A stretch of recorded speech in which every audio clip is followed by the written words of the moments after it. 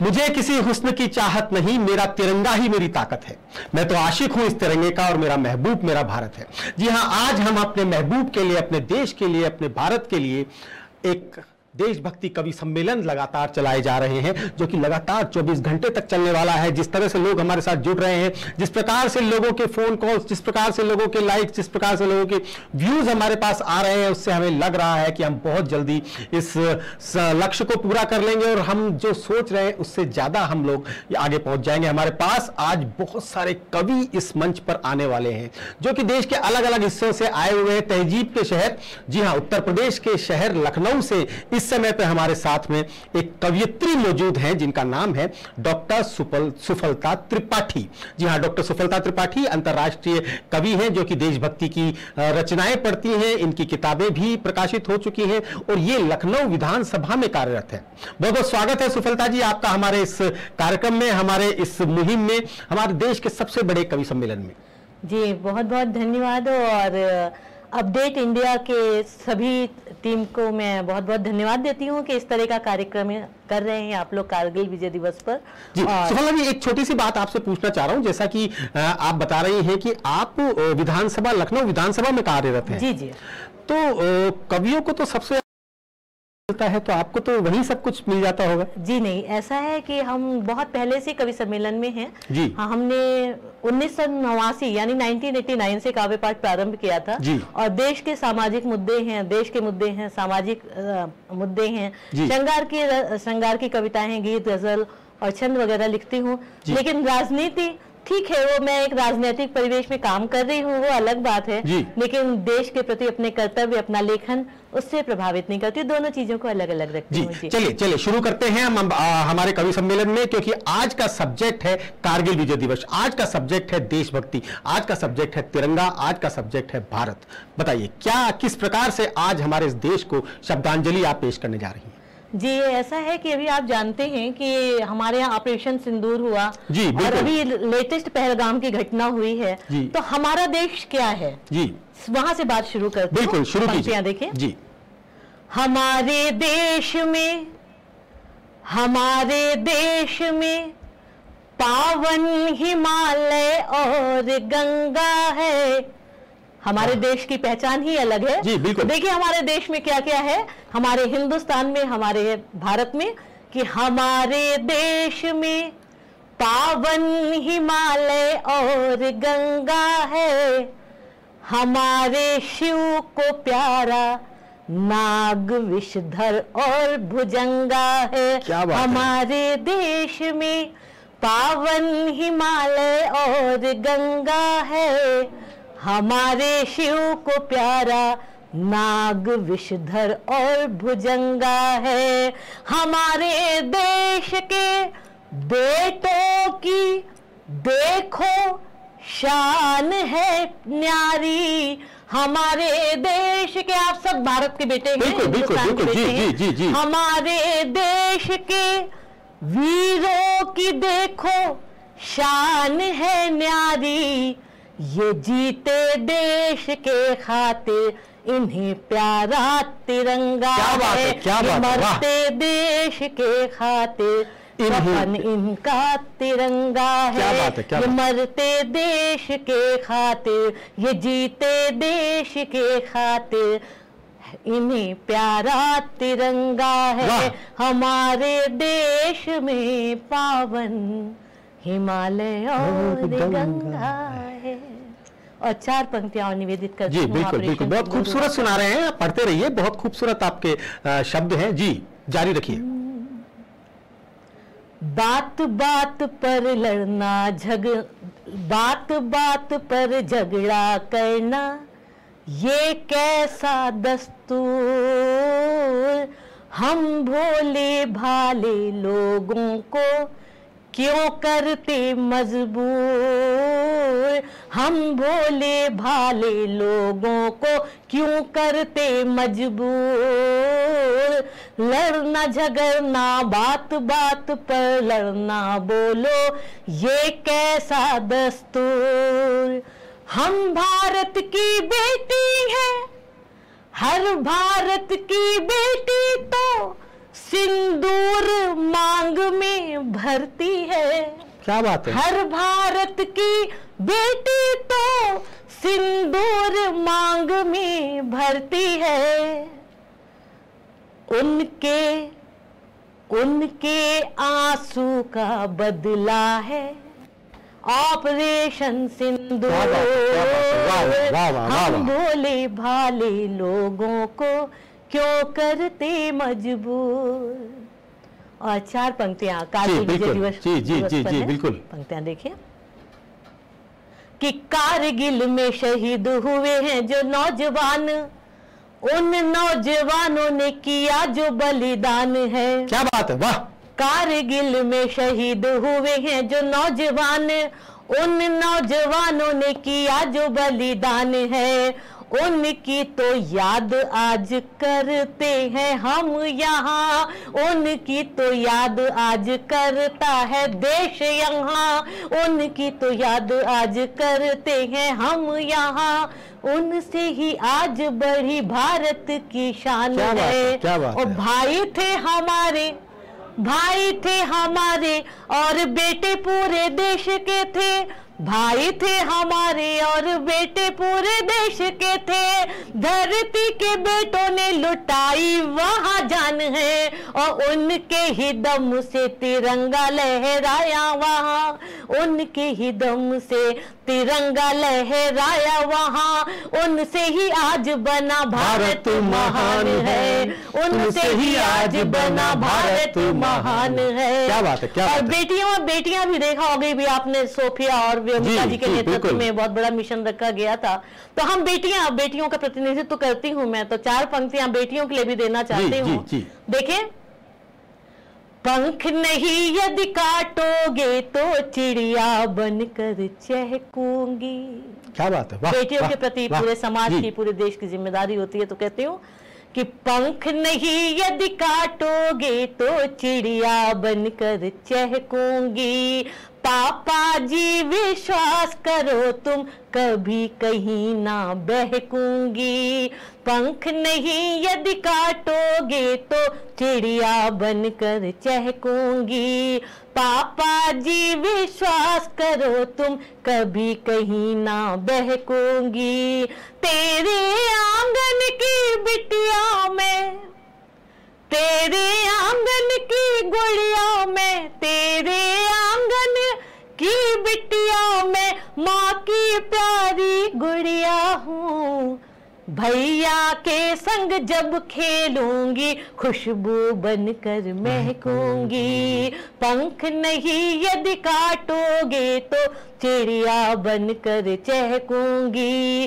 वीर Sophia और व्योमिका भी भारत की बेटी है।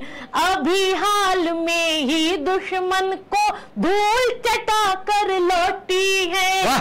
वीर सोफिया और व्योमिका भी भारत की बेटी है। अभी हाल में ही दुश्मन को धूल चटा कर लौटी है। देश की सेवा करने को मैं, देश की सेवा के हित में भी ले बंदूकें निकलूंगी। क्या बात है। पापा जी विश्वास करो तुम कभी कहीं ना बहकूंगी। पंख नहीं यदि काटोगे तो चिड़िया बनकर चहकूंगी। क्या बात है, क्या बात है। वाकई में बहुत खूबसूरत। सुफलता जी बहुत बहुत अच्छा पढ़ रही हैं। कुछ और अगर आप पढ़ना चाहें तो स्वागत है आपका। जी, जब मैं आपको एक बात बताऊं कि जो ये देश की सीमा पर हमारे भाई डटे हुए हैं हम लोगों की सुरक्षा के लिए जी, बहुत सारे घर से जाते हैं और वापस नहीं आ पाते हैं जी। हम लोग अखबारों में पढ़ते हैं, न्यूज चैनल पे देखते हैं कि हाँ हमारा देश इतना आगे बढ़ा, इतना वीरता से वो लोग लड़ रहे हैं जी। तो ये हम लोगों के लिए तो ऐसी बात होती है, लेकिन जिन घरों का बेटा, जिन घरों के बेटे वहां सीमा पर डटे हुए हैं, जिन पत्नियों के पति वहां डटे हुए हैं, जिन नन्हे मुन्ने बच्चों के पापा वहां सीमा पर डटे हुए हैं, और जिन बहनों के भाई वहां पे डटे हुए हैं, उनके घर की स्थिति क्या होती है। हमारे देश के पूरे बेटों को और जांबाज देश के वीर भाइयों को निवेदित कर रही हूँ ये गीत। उनके घरों की क्या स्थिति होती है, पंक्तियां देखेंगे। कुछ दिनों के बाद रक्षाबंधन का त्योहार आने वाला है और नाग पंचमी का भी त्योहार आना है, जिसको हम लोग गुड़िया का त्योहार कहते हैं। पंक्तियां देखें जी। ऐसे में एक बहन राखी भेज रही है, लिफाफे में रख रही है, और राखी के साथ एक पत्र भी लिख रही है। पत्र में एक बहन क्या लिखती है, पंक्तियां देखिए। मेरी तरफ से सभी सीमा पर डटे भाइयों को पत्र देखें। भैया मेरी चिट्ठी पढ़कर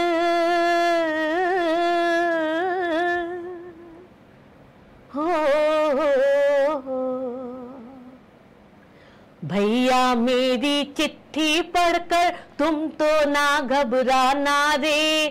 भैया मेरी चिट्ठी पढ़कर तुम तो ना घबराना रे।